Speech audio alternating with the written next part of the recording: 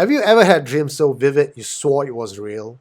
Or perhaps just as you were about to fall asleep, you find yourself levitating out of your body. You turn around and see your physical form connected to you by a silver cord. Scientists believe that 1 in 10 of us have experienced out of body experience in a lifetime.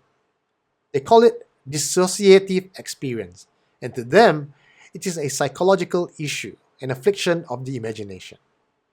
But in the fields of paranormal and the occult, many believe that this is in fact the proof we need that our soul exists and it has the ability to detach itself from this physical plane into the astral plane. In fact, in Indian scriptures, this state of consciousness is known as the Turiya state, and yogis, through deep meditation, is able to liberate himself from the duality of body and mind. What then is remote viewing? The CIA is famous for its Stargate project. They've experimented with remote viewing. It has brought about amazing results consistently that defies the laws of probability. Today, we are joined once again by our very special guest, Dr. Mel Gill, to talk to us about how remote viewing, psychic, astral traveling has everything to do with consciousness. And in fact, you, me, and everybody else watching this show has the ability to tap onto this astral plane and access information beyond our current knowledge. But, there's a big but here, everybody can do it if you can find a way to calm your mind. And in today's climate and environment, that's one of the hardest things to do. My name is Eugene Tay. You're watching us on Beyond Paranormal. Enjoy. So you see all these people with starting in the early 50s with Jose Silva. You know, he started this Silva mind control program. It was called mind control at that time because it was not about just developing and controlling your mind. It was controlling the consciousness and the actions remotely of someone else just by your own thoughts. So you think angry thoughts to somebody, then they become angry to you and they don't know why. You think loving thoughts, or you tell them to go to they've conducted experiments in these controlled experiments, actually, in Uppsala University, Sweden, where they send their conscious instructions, and they're very simple ones. Pick up apple from mantle, things like that. Or come into a room, sit on green chair, things like this. And they're very random, and they have no idea. And the people giving the instructions are doing it in a double blind. So they have no idea what they're about to do, and so on and so forth. So almost always you'll have 70% chance, which is unheard of. 50-50 is what we're looking for. But you find these people will do exactly what they tell them to do. So what is at work? Because that's important. Because if I'm able to influence your consciousness, and you can remove your consciousness from your body by looking somewhere else, which is what you were discussing earlier. Yeah. Project Stargate was the CIA-funded thing. You had Russell Targ, Hal Puthoff, 15 Ingo Swann. Yeah. He was the most talented of all of that. Yeah. When you start to take a look at all these people, you have a woman from Russia. What's her name? Nina Kulagina. She was a psychic who could move objects. That was all filmed in the USSR, but then again you got grainy film that this what's his name Uri Geller had. Yeah, and that. And there's also a belief that if you are psychic and you have the ability, your job, at least at the end of the Stargate era, was to downplay that. Even if you exist, it can be taught you're not supposed to bring this out to public. And that is why even people like Uri Geller, probably the most famous of all, who was being debunked left and right, being sued left and right. But then to be fair, he never claimed to be a psychic per se. He's always said he's a magician first, right? If someone comes out today and is a known psychic, let's say you and I, if we go out there and we proclaim to be psychic, first of all, your career is going to be gone. Second, people are going to be laughing at us. A third, we might even be captured by government agents, men in black, put into a bunker and being tested upon. The fact that I'm even doing this program, right? Credibility out the window. And Yeah. now in remote viewing, just to tell you what the protocols are, we don't have everyone. We don't take everyone because some people are quite blur. There's no other word for it. They cannot do this, no matter how much they try. We try to be nice and say everybody has abilities, but no, it's not really. Not like everybody can drive effectively, also, but they all have licenses. Okay. So we take talented folks, and I say we because in the Singapore, you know where Anson Road is right now, the Yeah, international building, that's right. and that building was SRI a long time Mm. ago. We would take talented individuals. There was only one in Singapore and one in Thailand that we had, Mm. but the rest of them didn't match the mark because there's 7 protocols altogether. And at the final protocol, where they learn the level 7, we call it, Okay. um, it's very difficult to use it for military purposes because Mm. that's what they were for, to Mm. target, to be able to have subjects that can target by latitude and longitude ammunition dumps, chemical dumps, Mm. places in which they stored nuclear weapons and things like that. Because what would happen then is when mostly the US and, believe it or not, the Soviet Union would target places where their enemies would have all their dumps, and so that they could precisely target them and blow them to bits. Mm. But in the process, many people would be killed. And if you are at level 7, just to let you know, a level 7 protocol, you will feel the pain of the person who dies. You will feel Mm. the pain of the person who has to go through the maiming and losing body parts because of explosions that you caused indirectly by locating them. And you have Mm. changed history somehow by doing that. So most people at level 7 fall out of the program. They don't want to continue.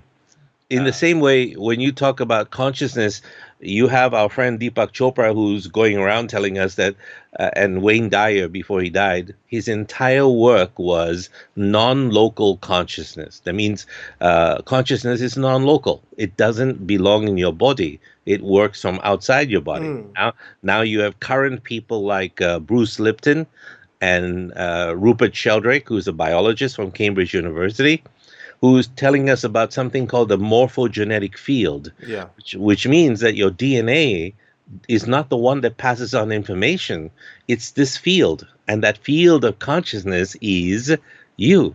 Mm. And that you are a minuscule part of a greater field called the earth, which is a consciousness by itself, a gathering. Like your body has several hundreds and hundreds of billions of cells, and they're all communicating with each other.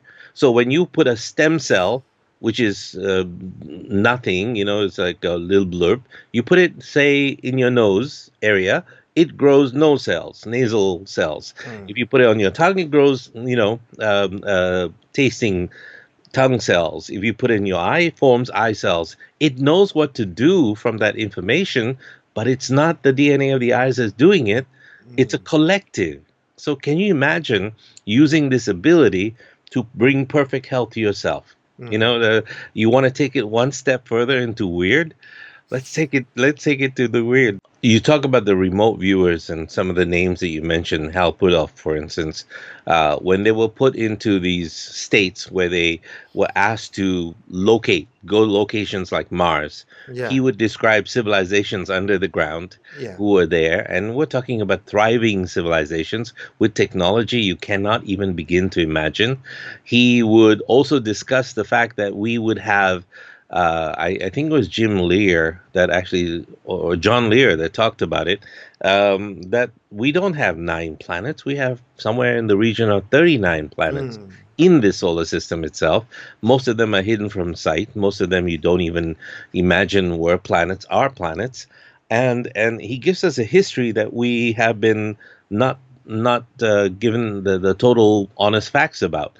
So I'll this keep is a myself. global cover up because what? We think that humankind is not ready for the technology, is unable, or is it because it's a systematic shutdown of our own psyche, and because maybe the Illuminati or someone else out there is trying to have dominance over us and knowledge is not going to be benefiting their agenda? Ooh, what do you mean by trying? They already have. Yeah. Dominance. I mean, look, everything we do and say is controlled. Mm. There are certain things you can do or say. The world, if you want to know, is you know the situation in this country, right? No, no, tell. Multiplied a Oh. thousandfold. Okay, nothing happens unless they want it to happen. Hmm. Like people saying emancipation in the U.S. Oh, it's all controlled. Yeah. It's all decided way beforehand. Why? Because it's probably that whole situation in COVID worldwide, the economy shutting down. You have Mm. to look at who benefits at the end of the Mm. day. Don't look at the problem itself. No, they're wiping out populations and Agenda 21 and all of this. No, you have to understand that probably around September, or way before August, September last year, the shadow banking system collapsed Mm. already. It did at some point because there's only so much you can print, so much you can Yeah. do. That's why it allowed them to print so much money in excess because we're moving to some other kind of currency now. It's Yeah. going digital. Forget Yes. about currency. Let's print trillions of dollars. But I think we are going off topic with that one because that's Well, no, no, another. no. We're not. No? I was expecting you to say that. Okay.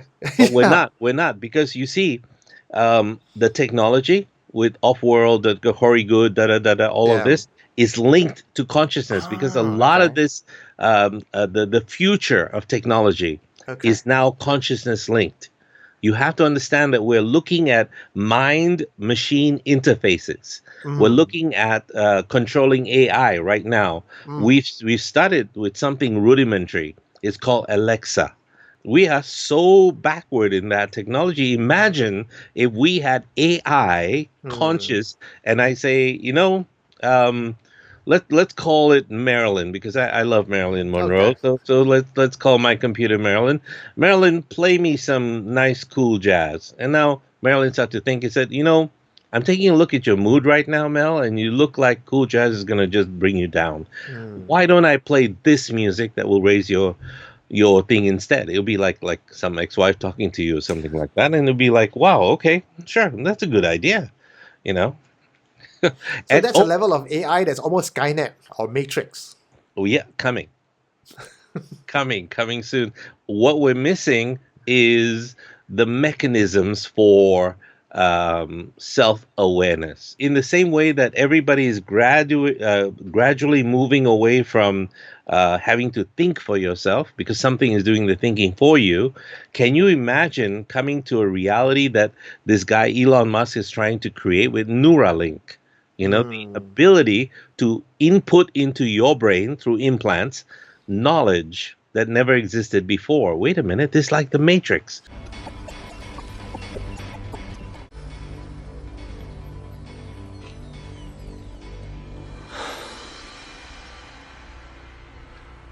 I know Kung Fu. It's like pumping knowledge in the back of your head, and you don't have to go to school. So that now brings into question what is education? What is learning? What is all of these systems? What if you look at the children right now studying, I don't know about you, if you can remember school or not. In our day, we had a lot of free time. Hmm. I mean, really, we had ECA, we had all of these other things. But now kids are so busy, every moment is accounted for, and they're learning three times more than we ever learned. If what you think and what you feel is your consciousness, then can I interact with it? And the moment I can interact with it means I can put it somewhere else, I can displace it. And so that's what the experiments are going on with micro, uh, intuitive responses to people. Okay. Say, for instance, if you can influence someone's dream or subconsciously, then we are connected at some level because the calmer I am and the calmer you are, the more we can send Mm. thoughts back and forth and we can listen. The Buddhist monks and the lamas from Tibet are teaching you this. Mm. What is the analogy they use? Keep the surface of the water still, and you can see the bottom. Mm. How interesting is that? So the calmer you are mentally, which in other words, the beta rhythm of your head, boom, boom, boom, boom, boom, goes into a very smooth rhythm, then you should be able to see exactly what you need to see. Professor Georgi Lozanov was a friend of mine. Mm. He is the fellow who started the super learning program. 50 years ago.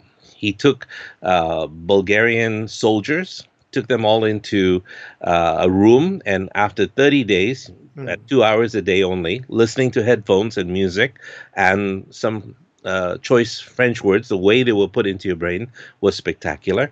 mm, And after 30 days, without really studying French, they went into a French restaurant, this entire group of 30 people, and started ordering the meals and speaking in French and reading the menu and everything else. And they were surprised by their own ability to be able to pick up French.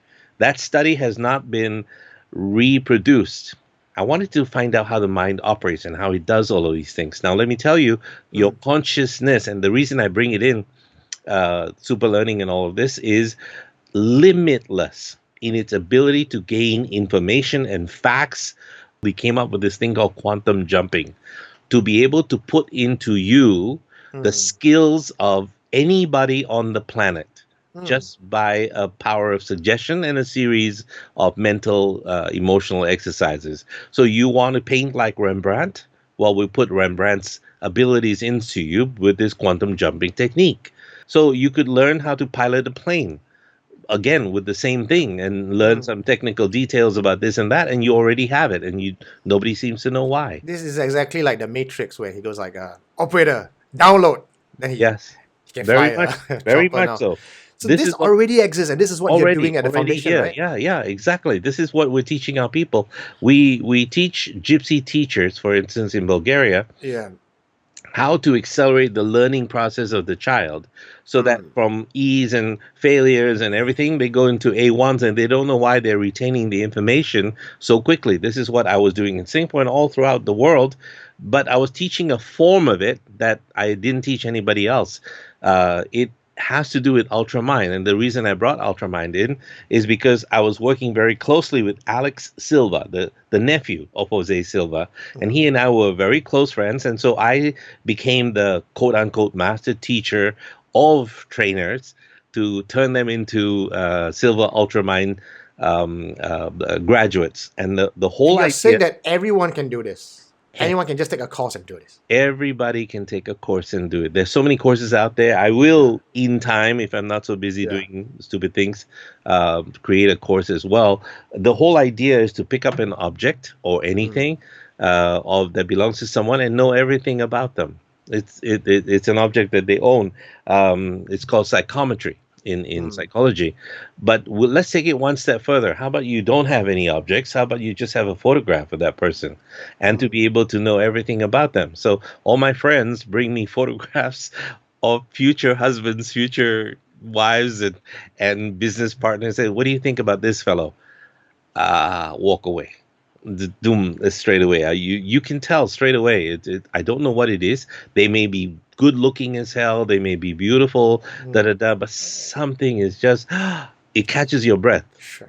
So would you be able to draw something and walk me through a protocol one where I can at least try to practice and see if I could guess what you draw or the card that you Sure, hold? sure. You want to do that now? Yeah, I think Okay, if we do it live. it'll be fun. It'll be fun. Okay. I'll be and you'll be at level one and using all the techniques. Again, we recognize that there's no strain in this. You have to relax. Yeah. Now go into the relaxation mode straight Okay. away. what? What was that? Relax. Oh, that's Just my relax. Yeah, yeah. yeah. Just relax. Pay attention to your breath. And remember the orange gives you a focal point while you pay attention to your breath. And when you split your attention like that, you start to become more relaxed.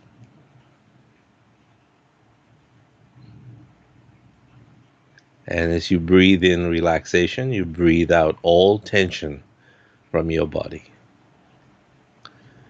Breathing in relaxation, breathing out tension.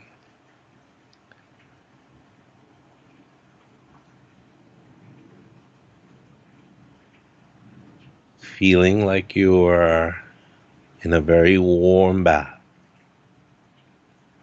Still paying attention to that orange between your eyes.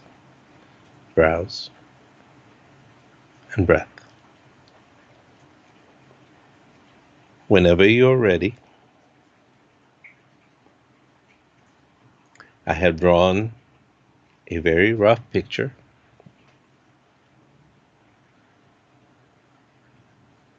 Just draw on a piece of paper what you think I have drawn or what comes to mind. I'm seeing a boat with a sail. Draw it. It's so very vaguely when the minute you said, Just let it go. Let it go. Don't describe. Just draw. okay, Just draw.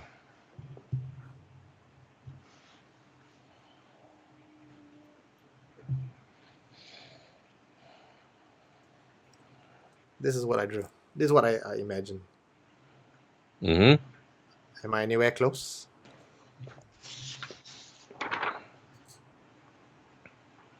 Okay. Well, Far. not that close. Maybe once. Again, don't be disappointed by this. Yeah. Just keep doing it. And you people practice for a long time before they even get to the point. So you see where it's very necessary to start with level 1. Unless you Okay. are very talented, then you'll be able to do that. And you'd be surprised how many hours a day we put these people through the practices. It's not 1 hour.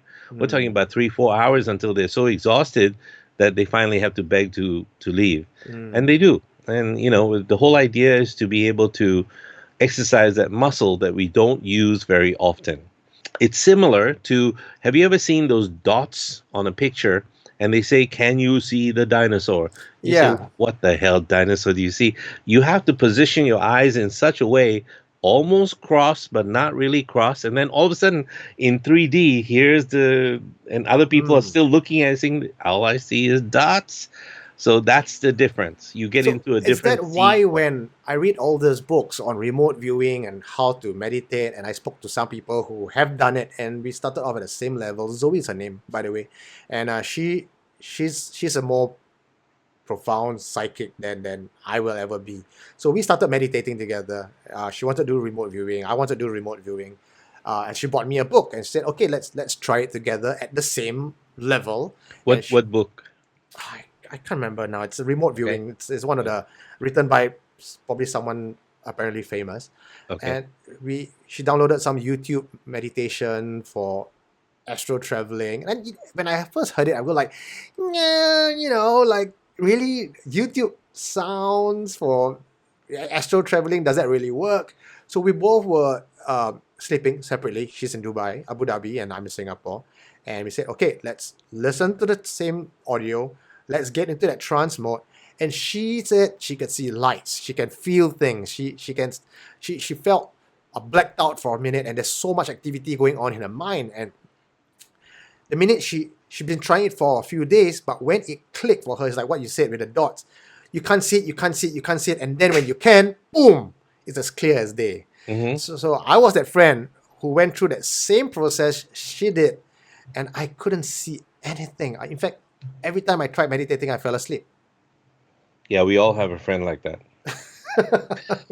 Yeah, but in Princeton, they are working on all of these telekinesis, remote viewing, and so on and so forth. Princeton University is working on this, PhDs, but they're not dealing with PK like in bending spoons and things like this. They're dealing with something called micro PK, which means that you are affecting things at a quantum level, at an atomic level. Do you know that in cloud chamber experiments, physicists, Physicist. more coffee, physicists are being asked to leave the room where the cloud chamber experiments are being conducted. Cloud chamber experiments are where they shoot subatomic particles into matter to split them further into quarks and mesons and mu mesons and muons and so on and so forth, subatomic particles. It's the problem is that whatever their expectation of what will appear will appear. If they expect muons to appear, that's exactly the track they will see. If they expect mesons to appear, that's exactly the track. and it's all based on something called the Heisenberg uncertainty principle, which means that the minute you observe an event, it is exactly what you expect it to be.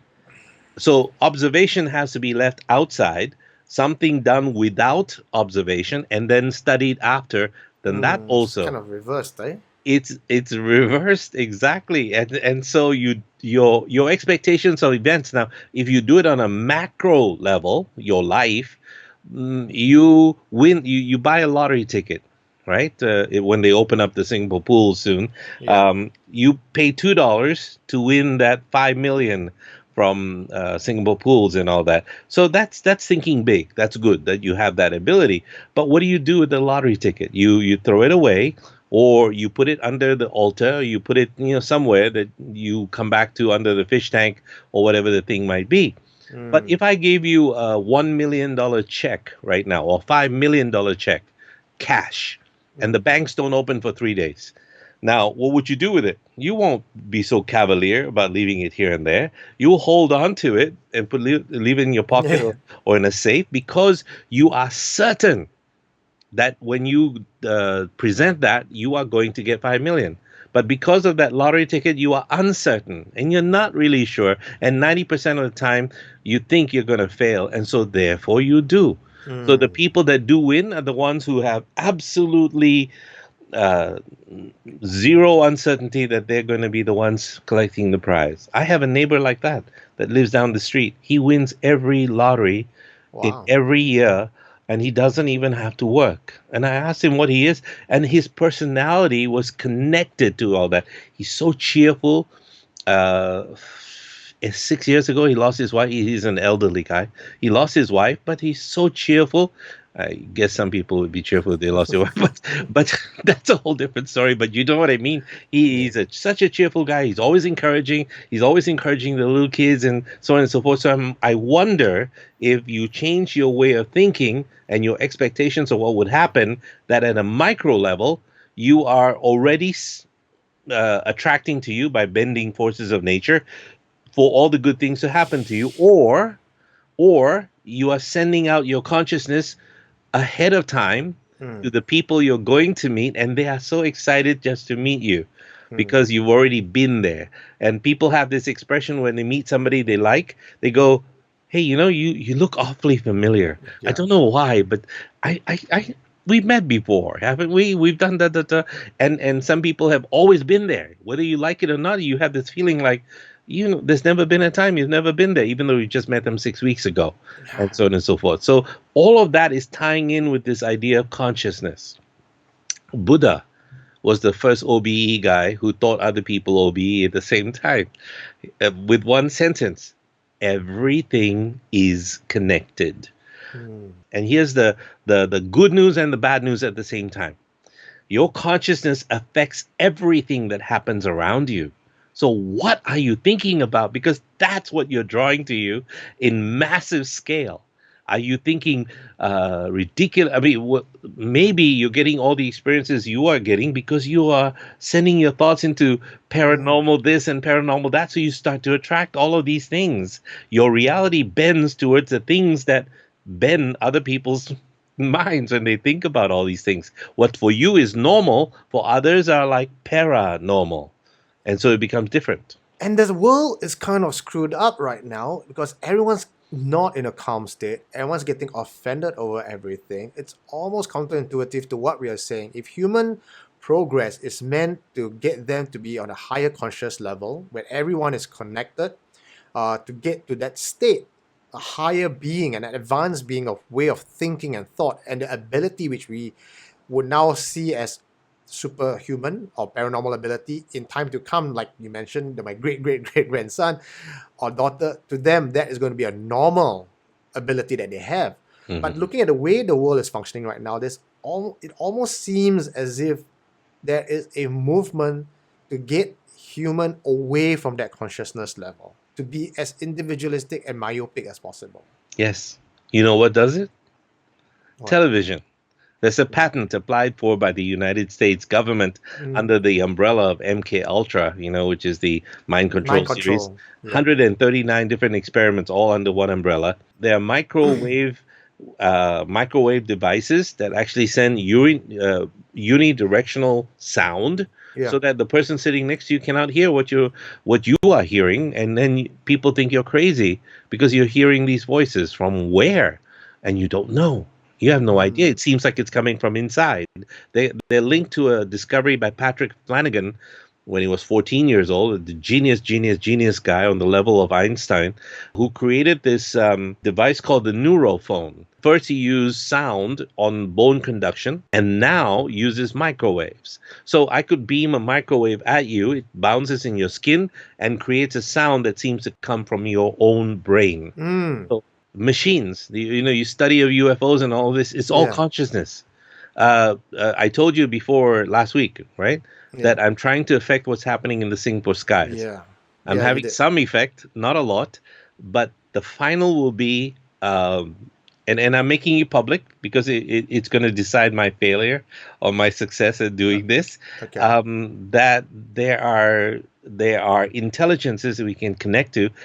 Everyone on the planet can connect Mm. to by tuning in your consciousness to advanced technology and advanced civilizations, so that the massive green object that I saw 8, 9 years ago in Singapore, that some people saw, flew over and landed in the sea between Batam and Singapore. Mm.